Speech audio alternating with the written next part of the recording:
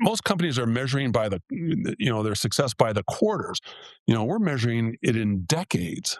If anything, I sometimes wonder if I should be taking longer, not taking shortcuts to get there faster. I mean, Ghost Horse is one barrel of each of the wines a year. It's entirely made by hand. I might really release 22 cases. People want more of this wine. It's one of the most talked about wines in the world. People are going nuts. And yeah, I could make more of it, and I'm just not going to do it. The moment I scale Ghost Horse beyond what I can do with my own hands, because it becomes something else. It becomes a brand instead of wine. Shortcuts are available every year, and I walk past those shortcuts every time. The wine knows you can't fool what's in the glass.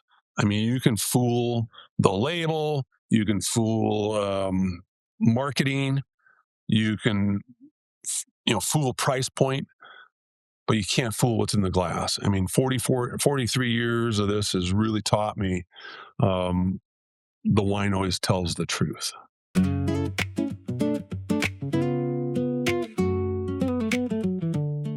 Well, welcome everyone back to the Barrels and Roots podcast. I'm your host, Sean, and I have an awesome guest with me today. Can you tell people who you are and what you do? I am Todd Anderson. I'm the owner and winemaker and farmer of Anderson's Conn Valley Vineyards and Ghost Horse Vineyards in the Napa Valley.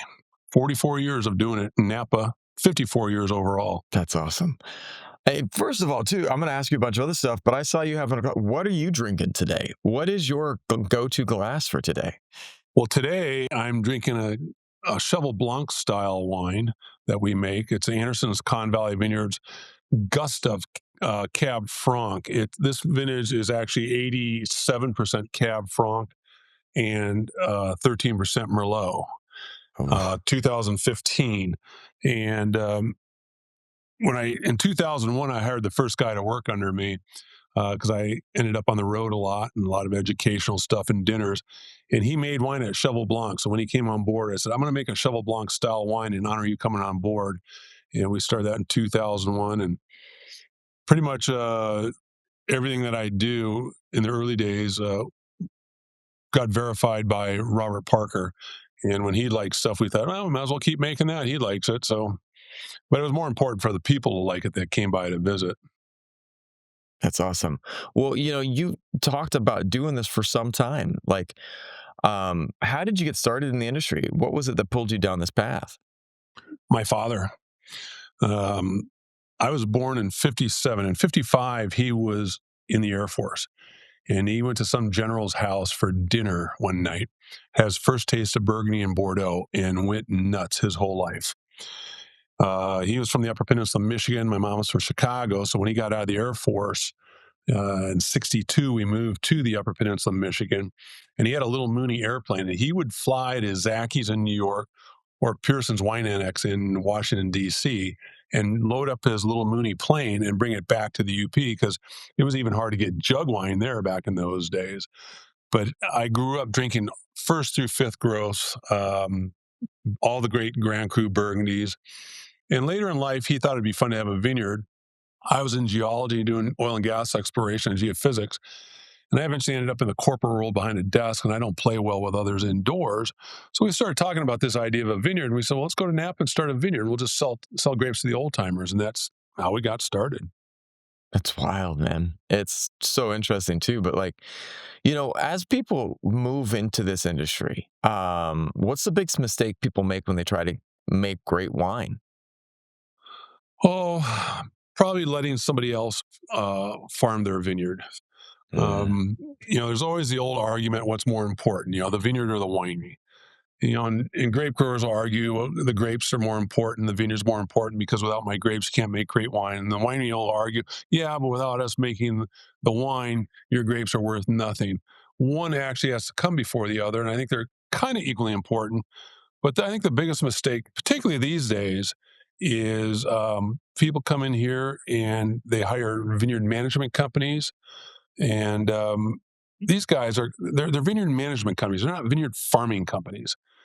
and Mhm. they know the basics of farming and taking care of vineyards. But as I drive around the valley these days, there's a lot of vineyards that are literally being killed because they're relying on these other companies to do it. So I think the biggest mistake is letting somebody else do your farming and not being involved directly in the vineyard yourself. And that's the way it was in the old days. The old timers, they did their farming, they did their winemaking, you know, they did it all, and you don't see that anymore, except for a few of the people that are are still left. But it's wealthy corporations and wealthy people now that are coming here, and they hire vineyard management companies, and they vineyard managers and stuff. And I just think it's a mistake. um my my vineyards, both Conn Valley and Ghost Horse, were almost killed by three different vineyard management companies. And I finally fired them all and took back over, and we're back in full production when they said all the vineyards need to be replanted because they said that they're so old. That's amazing. I'm fascinated by that because to me, um, it's interesting that people can say, "Oh, there's the growing and then there's the winemaking," but it doesn't seem like there's like they seem to me like they're very much intertwined. Like if what you're doing in the vineyards very much has an effect on when you're making the wine, or maybe I'm wrong. No, you're dead on. And I think that's one of the things that gave me a leg up on a lot of the other people in the Napa Valley is I have a geology background, and I look at Mm, things over eons when I think of the planet. I don't think about what happened in my lifetime or what happened last week. Or you're seeing heat waves around the country right now, and everybody's like, oh, I've never seen that before. I go, well, how old are you? Well, I'm 24. I mean, you've been paying attention like 3 years, and the planet's how old? So they are very much entwined, but you have to know what's going on in your vineyard.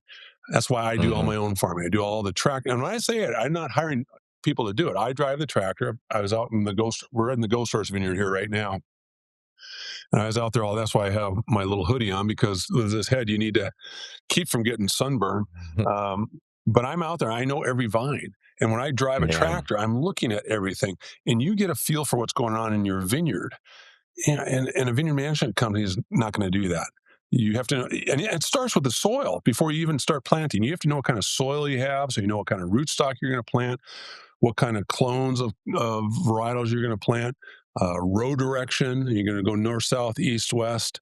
How far part of your vine is going to be, how far a part of your row is going to be, all of these things, make a big difference on what's going to happen down the road when you start making wine. Your Mm, winemaking starts in my winemaking for 2026 started at bud break this year. mm, That's when I start watching the vineyard, and it actually really started during pruning because I will prune every individual vine, not myself. I do have to have help with that, but we will look at every individual vine and see what kind of growth was on there. If it's got really big, long canes on it, we know that vine was really vigorous. We might leave a few more buds on that, and if you get to a vine that's got some short shoots on it and looks like a little weaker, we'll leave less buds on there. But when you bring a vineyard management company and they come in, they go, we'll put 6 2 bud spurs in every cordon arm, and then they just prune everything the same. And you got to be looking for eutypa, you got to be looking for disease, you got to get that stuff cut off. All this stuff happens way before you even start making the wine. Then I'll start tasting the fruit as soon as we start going to veraison, which will be this month. And I'll be tasting the fruit every day in both of the vineyards and all the different vineyard blocks. And I'll start getting a feeling for, how the development of the fruit's coming. Most important is there certain parts of the vineyard that are starting to ripen before other parts? Because you don't want to just mm. wait till harvest and look at acid, sugar, and pH and go, oh, wow, the numbers are good. Let's just start picking. Certain parts of the Mm. vineyard might ripen sooner than other parts. Some years it all ripens the same. That's wild. It's wild. Like that's what all one of my big questions was like with harvest. Does it all come in and get ripe at the same time, or does it come in waves and you have to sit there and move around and pick here and then pick there? You can get any of those. I've always said, um, when people ask me, well, what's this harvest? What's this vintage like? I said, like every other vintage, completely different. How do you Mm. capitalize on the parameters Mother Nature is going to give you this year? People worry about Yeah. rain. They worry about heat spikes. Me, I'm in the same boat as everybody else. All I got to do is make better wine than everybody. So if you Hmm. understand the farming and Mother Nature and what's going on, you don't have to worry about those things. But there are years where everything does ripen at one time. And boy, I mean, you remember the old cartoons when you open the boat doors and plates and spoons are flying around down below? That's what it's like here in Napa Valley, just going crazy. Then you have some years, my harvest for Cabernet at Conn Valley is gone over the course of almost 2 months to bring in Mm. just the Cabernet. Wow. Um, and then you have the vintages that the wine writers and the pundits who never make wine, they make their assessments on a vintage based on the majority of wine that's produced every year, which is by big guys that normally don't make the great wines. They make price point driven wines. But you might have a year where it's cold and rainy and wet, 80, 89, 98, 2000. They tried to pan '06. '06, they finally backed off on that. More recently, 2011. But for small wineries, all you have to do is wait till the fruit's got the physiological ripeness that everybody talks about. I mean, you can have perfect acid, sugar, and pH, but tasting the fruit is how you really decide. Well, if your harvest isn't really going to be till end of October, beginning of November, that's okay. I can pick Conn Valley in 3.5 days. I can pick the Ghost Horse Vineyard in 20 minutes. So Mm. I can truly wait until I get the fruit to where I want it. The big guys, they can't wait till the end of October, beginning of November, because it takes them 20 or 30 days to bring their fruit in. So they have Yeah. to back up 20 days. That's where they start. And they bring in underripe fruit. And they'll be good wine, not great wine. But all their tanks are fermenting. Now you got fruit out in the vineyard that's getting ripe. So you press off the stuff in the tank sooner than you want to get it to the barrels to make room for the right stuff to come in. Well, now you can have at least some great wine. Except now you're going to have fruit on the vineyard that's going to get overripe. It's going to turn to raisins if you don't get it in right away. You can't pick it. So they press the really great stuff off the skin sooner than they want to for great winemaking to make room for the overripe stuff to come in. And they're just not going to make a great wine that year. It's so interesting too because people don't realize all that goes into everything. There's a lot of stuff that is um makes a difference on all these little things, and to me, I'm just fascinated because I've tried my first wine from Chateauneuf du Pape. My brother-in-law brought me back some French wine, and I grew up in Napa, and I'm growing up with California wine, and so I tried some stuff that tasted completely different, same varietals, and I was just like sitting there going, it's fascinating to me to see the differences between place, but year to year. And I wanted to ask you this because have you ever wondered if all the hard work in the vineyard just wasn't going to pay off? You know, I really never doubted the hard work. Hmm. What I doubted was people telling me that there was going to be a problem. Hmm. We talked about the vineyard management companies. They don't really know what's going on, but I do. Um, I built this from bare ground with my own hands. I pounded every post. I strung every wire. Um, I also grew up on a farm in the Upper Peninsula, of Michigan, where you're out in the middle of nowhere. And I learned from my father and my grandfather, something needed to be built, you had to build it. You had to fix something, you had to fix it. There's nobody to call. If you Yeah, built right. something that fell over, you had rebuilt it, and you learn to do things on your own. So you don't really doubt that kind of hard work. Yeah. Um, my father-in-law, unbeknownst to me, when I first started dating my wife Sarah, I didn't know he used to be one of the biggest grape farmers in the history of California. He used to farm 8,000 acres of grapes. Wow. He's responsible for helping open up Edna Valley, Paso Robles, the Central Coast. He knew all the old timers I knew here before I knew him. Because I hung out with Robert Mondavi, Louis Martini, Justin Meyer, Joe Heitz, Charlie Wagner Sr., Al Bronstein, you name the guys. And so when I started taking back over my vineyard, when these vineyard management companies were screwing up, George came up here and he had the same idea as I did. We just need more nutritional work, watering at the right time, pruning properly. But he came up with a secret solution. He calls it a root fix, and he won't tell me what's in it, but I'm going to have it analyzed. And we've been putting that on our vines, and it's unbelievable the amount of vigor and how these vine. I mean, we had vines that were all but dead, even with Utaipa, and it's growing through that. And so I asked one of the scientists that's behind this stuff. I said, "Is it possible we're growing through Utaipa?" He says, "Yeah, we think so, and we even think it'll grow through um, phylloxera." So you got to be kidding me! But the vines came back because we never accepted somebody else's verdict, Yeah. and on something that we built ourselves. That makes hmm sense. it does, and to me, I mean, the idea of like, let me put it this way, the idea of outsourcing something that is so important is crazy to me. It's like, um, with my daughter, I get help, I get tutors and such, I get expert opinions, but I'm not having someone else come in and parent my kid, you know? Yeah. And, when I see people, when you describe the way people are having other companies come in, I mean, it might be convenient. It might be convenient for a parent to slap um, a device in their kid's hand, but it doesn't mean that it's going to parent them right, Right.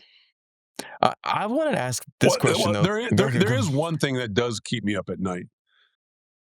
It isn't the weather. It's not the market. It's just the layers of city, county, state, federal regulations that just make it hard to run a business. Yeah. I mean, Napa County here has been anti-vineyard, anti-winery, anti-tourism ever since I got here. Yeah, it's Even the wild. locals back in the early 80s, they all had bumper stickers on their cars that said, "Hey, welcome to the Napa Valley, now go home." Um, it just makes it impossible for a small family winery to survive these days. We're not a corporation. Um, you got to have all this compliance now. And it's just Sarah and I. Sarah and I are doing all of this. Now I got two guys that help me in the vineyard. One guy more in the cave, one guy more in the vineyard. So there's four of us total for all of Conn Valley. And for Ghost Horse, it's me. Yeah. Um, I mean, the regulations have gotten so ridiculous. When we finally got the okay to ship direct, to other states, well, they all of a sudden decided, hey, we can make money by imposing licensing fees and taxes and permits. Napa Valley Register did an article a few years ago, and if you just count just for Napa County, licensing, taxes, fees, and permits, it's almost $100 per bottle just to produce a bottle of wine on fees. That's wild. I mean, it's crazy, and they don't care. Yeah. It's interesting too because there's people doing things that you as winemakers have a lot to process. You have Mother Nature, and she doesn't always cooperate, and she does fun things, but then you have all of these other layers on top. But how do you keep going when Mother Nature doesn't cooperate and when things just get tough? Well, in reality, Mother Nature uh, pretty much always cooperates in Napa. Interesting. Now, we talked about some of those years where its harvest is really late, but we don't really have bad vintages. We'll have bad farming and bad winemaking decisions in those kinds of Mm, years. I spent years as a geologist understanding deep time, and I understand what the land will give you and what's workable every year. And if you know what you're doing, it's going to work out. The so-called bad years, like I said, those were the cooler vintages. The big producers, they just can't logistically bring the grapes in when they need to be brought in. Um, it's yeah, Mother Nature's Mother Nature. Remember the yeah. old commercial? You can't. What is it? It's not nice to fool Mother Nature, but you're not going to fool her. She'll fool you. But Yeah. I remember 1989. That was the worst vintage of the 80s. 88 was the first worst vintage of the 80s, and we had one of the top wines in the world. And in 89, we had one of the top wines in the world.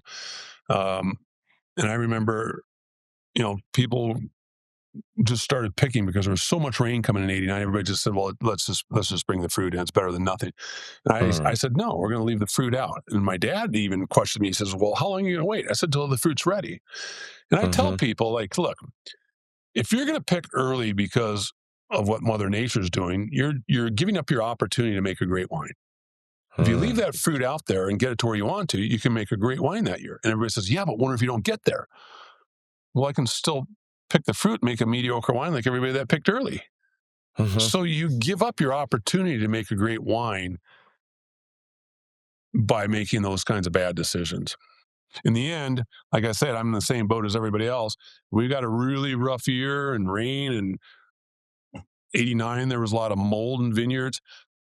I'm in the same boat as everybody else. All I got to do is do better than everybody else. Yeah, And when you're the farmer and the owner and the winemaker and you're doing it all yourself, you have a lot better chance than the people that are hiring people to do it. right. Well, I want to ask you another question because what's harder, growing the grapes or staying patient long enough to make great wine? Yeah, I suppose growing the grapes and making great wine isn't even all that hard. After doing this for so many years, you've got a pretty good handle on it. I think patience is the hard part, but only because of what I've eventually got in barrels. Hmm. I start getting really excited with what I have in the barrels. I mean, we got some new wines coming out for Conn Valley. We got our Muratus Est, which is Latin for delayed. These are wines that are going to be in 3 to 4 years in barrels. We got our new XS, the letters XS, it sounds like excess wines that are coming out. And I'm tasting every barrel every 2 to 4 weeks for the life that the wines are in barrels. And so I start getting excited about some of this stuff. And plus, I'm always barrel tasting with people that come to the winery, and you start getting a feel for what people are thinking about these wines. And that's where the patience gets tough. Is I like, oh my God, Mm, I can't wait. I can't wait. I can't wait. Um, I'm not worried about it. I'm just excited about what's coming out. There's a difference between waiting um, because you're uncertain versus waiting because you already know. yeah. You just have to let the vineyard and the wines tell the story. Mm, right. Well, that leads to my other question. And maybe you've seen other people do this. Have you ever been tempted to take shortcuts instead of doing things the right way? Or have you seen other people taking Uh, shortcuts? People take shortcuts all the time, especially right now. We all know the wine economy is probably the worst it's ever been, and certainly the 44 years I've been here. And so everybody's looking for ways to stay in business, really. Yeah. But I've never once been tempted. I mean, how many products are made in the world where you start making that product and it's not out for 3 to 4 years? I mean, Yeah. yeah, it's not like you're making car parts and or widgets, and it's the same thing. I mean, most companies are measuring by their success by the quarters. We're measuring it in decades. Yeah. I mean, Right. that's if anything, I sometimes wonder if I should be taking longer, not Yeah. taking shortcuts to get there faster. I mean, Ghost Horse is one barrel of each of the wines a year. It's entirely made by hand. I might really release 22 cases. People want more of this wine. I mean, it's one of the most talked about wines in the world. People are going nuts. And yeah, I could make more of it, and I'm just not going to do it. Yeah. The moment I scale Ghost Horse beyond what I can do with my own hands, because it becomes something else. Yeah. It becomes a brand instead of wine. Shortcuts are available every year, and I walk past those shortcuts every time. The wine knows you can't fool what's in the glass. I mean, you can Yeah. fool the label, you can fool marketing, you can fool price point, but you can't fool what's in the glass. I mean, 43 years of this has really taught me um, the wine always tells the truth. Yeah. I love that. The wine always tells the truth. One question for you here. Uh, you know, there's a lot of changes right now in the industry, but what's the biggest threat for family wineries like yours today? There's two that are probably pretty much existential. The first we talked about already, the government. City, county, state, federal, the layers of compliance that small wineries face today. You've probably seen some of the lawsuits going on with Smith Padron, Hoops, just trying to run your business. Michigan, up there in Traverse City, they won a big lawsuit because the government was trying to tell them what they can do with their properties, but it's just completely out of control. I mean, we're not a corporation with a large legal department. Um, it's nobody in these agencies has ever farmed anything. Yeah, They have right. no idea what they're doing to these small producers. And the second is probably the consolidation of the industry. When a family winery gets absorbed, I mean, look what happened to Mondavi. It's Constellation, and Constellation. I just saw their reports for the first quarter; they're off by 50%. I think it said. Um, the soul just leaves these wineries when they get bought out by these guys, and it the decisions are being made by people who never walk the rows Yeah. at 6 a.m. in October, waiting for the right moment to pick. If you have someone making decisions that's thousands of miles away and doesn't understand the things on the ground, I've seen I grew up in the Napa Valley and it's changed. There's a lot of change happening and it's changed from outside, not within as much, And that's just in the vibe and living there. And I can only imagine that what's going on in the wine industry. Oh, it's crazy. When did you live here? I My family's still there, but I moved there in '94 and lived there all the Yeah. way through now. I still split my time there. And Okay. it's interesting to see how things have changed. Though I spent a lot of time overseas, it's still home, but it feels different, you know? Well, it's feeling a lot different for me too because around the world, I tend to buy wine from the people I know, my friends. I want to know the Yeah. owners, the winemakers. I want to know the winemaking because when you pull a bottle out for a friend and they say, "Hey, tell me about this wine," you got this full story. I Yeah. got a friend in Ohio, and he buys everything that's 95 points and higher, and he'll pull something out that he knows I've never had, and I'll say, "Hey, tell me about this wine." He says, "Well, the wine spectator gave it 95 points." I go, "Well, great. Tell me about the wine." Spectre gave it Mhm. 95 points. I go, "Really? That's all you got?"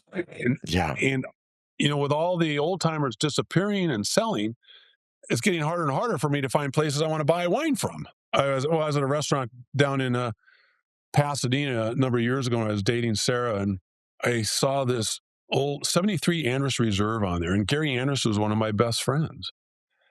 And I looked at the price, and it didn't look right. And I asked the server, I said, "Is this price right?" Because it looked way too low. Mhm. She said, "Yeah, I think so." I said, "Well, okay, we'll have that."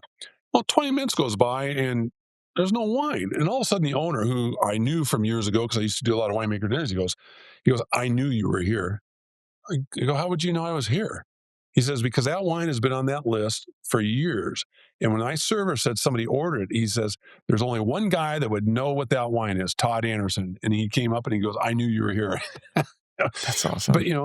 that was Pine Ridge. It was Gary and Nancy. When they started it, I knew them forever. Unfortunately, Gary died prematurely. Nancy still lives right here by me. Of course, she married Dan Duckhorn, who just died, fairly recently. And so that's the hard part for me. The valley's changing, and it's getting harder and harder to find places where you can have that emotional attachment to.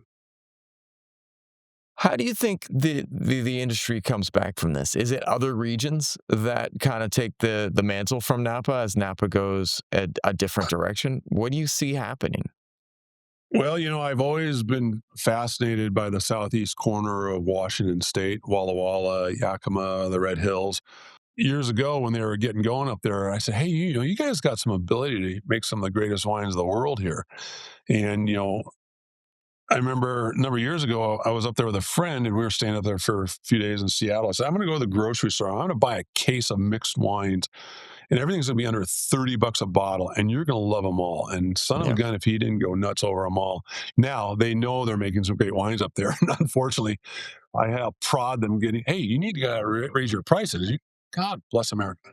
Sorry about that. You're fine. Um, but I think the areas where you keep owner winemakers kind of going, Temecula's somewhat like that, although they're getting kind of blown out of the water now with their growing, and they don't have that perfect Mediterranean climate like we do. Only 2% of the planet has that. Yeah. Um, but as things consolidate and people sell and it goes corporate, ugh, I applaud Texas. I Yeah. lived all over Texas, and a lot of the oil fields I used to work in are in vineyards now.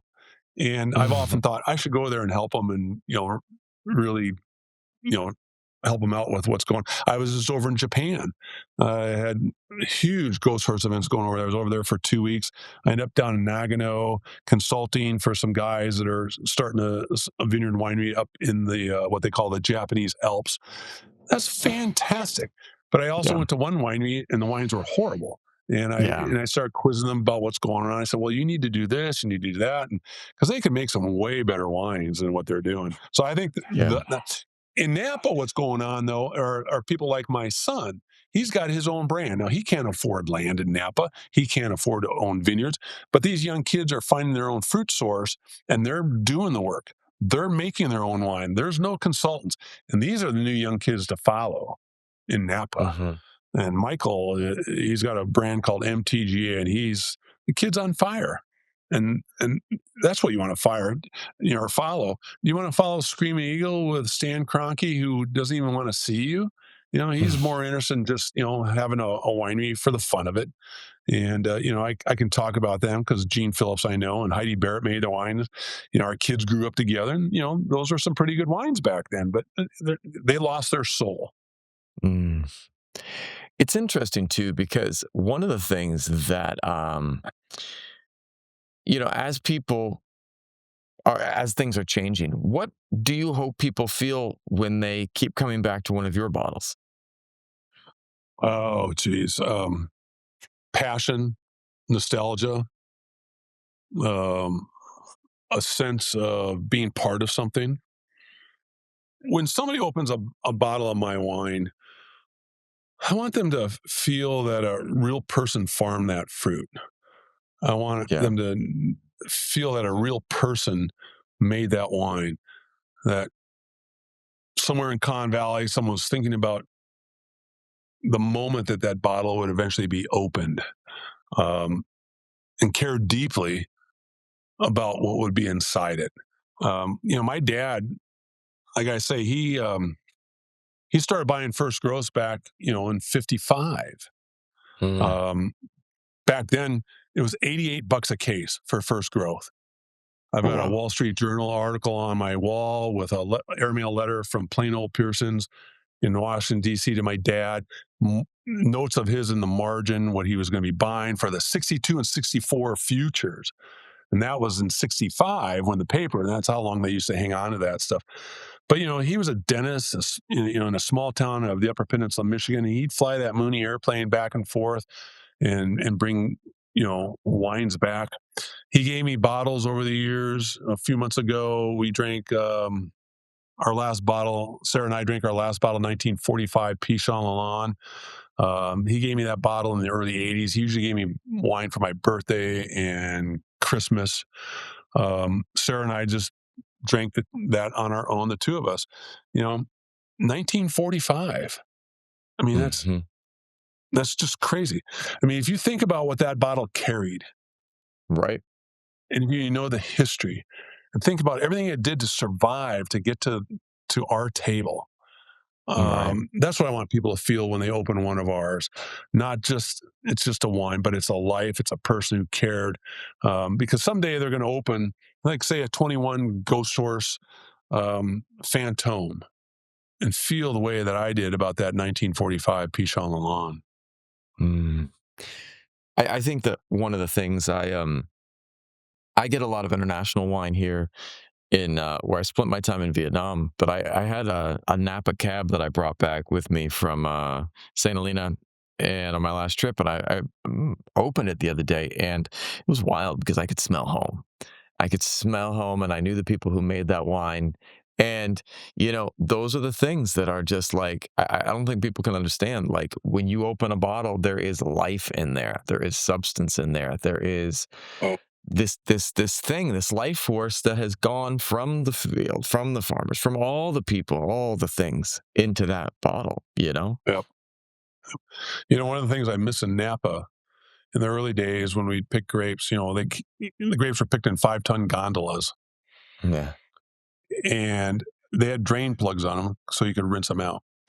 And Highway 29 and Silverado Trail during harvest would be sticky from Napa to Calistoga. Sticky That's because awesome. juice was dripping and leaking out of those drain plugs all the time. And I used to think about that when I was delivering grapes to Joe Heitz, that I was dripping some of Conn Valley's grapes on the road, blending with all these other great wines in the Napa Valley. And that emotion is just amazing. And a side story, when I got up with my first load to Joe, Raleigh and David were out there running the crusher, and Joe came out of the house, and I stuck my hand out to shake hands. He walked right past me. I'm like, "Hi, Joe," and he went over and looked in the hopper, and he found one leaf, and he came up to me and put the leaf in my face. He said, "There's one leaf in the next load. I'm rejecting the load." And he goes Yeah. back in the house. And my best friend Larry Johnson was with me, helping me out that day. And we got back to the vineyard, and we rode on the gondola in the vineyard. No leaves, no leaves. And we got up with the next load. Same thing. Joe came out, didn't shake my hand, walked right past me, didn't find a leaf, went back in the house. Well, a few minutes later, he comes out with a bottle and shoves it in my gut. And I grab this bottle and I look down at it. It's an old vintage of Heitz Martha's Vineyard. He goes, "Here, maybe someday you'll be able to make a bottle of wine like this." I mean, I mean, it's unbelievable, those stories, having grown up with these guys. I was 25 when I started here. And then it turns out my father in law was at Fresno State when Joe was teaching there. It's And wild. he said he was an old cantankerous guy then. And my father-in-law beat him in a pruning contest, and Joe got all mad and stuff. So, and, and that stuff goes into the bottle too, when you can tell the story. Yeah. And I think that's where, when everything changes, when everything goes corporate, where do the stories go? They get, filtered through when I do marketing for videos for people, I I've been working with some wineries and they're like, "What should we do?" And I was like, "Stop the drone shots. Stop the photos of someone in there dipping, into the bar." I said, "If you've got an interesting crew, if you have an interesting staff, start telling their stories. Tell the people the stories of the people making this wine. Get out there and say, who is Tom? Who is Tom? Tom is this guy. Who is Bob? Bob is this guy. Let people know who the hell they are because it's way more important than you getting a aerial drone shot of your vineyard. I Yeah. love drones. Yeah. It's like it's And not storytelling. it's an emotional product. It's Once you get into it, it is truly an emotional product. When I walk into my cellar, I'm not thinking about what Sarah's doing in herbs and spices for dinner. I'm just looking around myself. Oh, I feel like drinking you tonight. Or the Yeah. ones where are really fun is, oh, I forgot I had you and I'm drinking you tonight. And you have a story behind the bottle. Yeah. Where can people go to find out more about you and what you do and what you make? Uh, the website gives a little bit of information, although they're a little bit messed up right now because they're both getting redone because we're changing all these systems and stuff that we use for managing everything. Um, if you have a Ghost Horse bottle, my cell phone's on the back of every bottle. You just call me. That's awesome. It's awesome. I get calls from all over the world. Sometimes they forget about the time difference, and I'll be sound asleep. And I'm like, I do a little bit of distribution in Vegas with both wineries because most everything's 100% direct to consumer. But I still have a lot of friends because I did a lot of stuff for the Indy Racing, Formula One, and NASCAR, and NFL, and PGA. I did TV a little bit.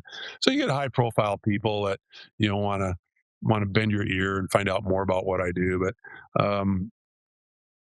Google, and you can see all some of the funny stories. But call me, and visiting the wineries is the best way, because we'll sit in the cave and spend a lot of time um, learning about what I do, how it fits into Napa, how it fits into California, into the United States, old world versus new world.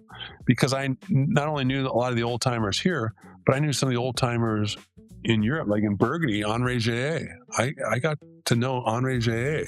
That's wild. Jean-Nicole Mio Kameze, he's still alive, and I still know him. Claude Dugas. I mean, these are the guys that made wine what it is. It's just fascinating.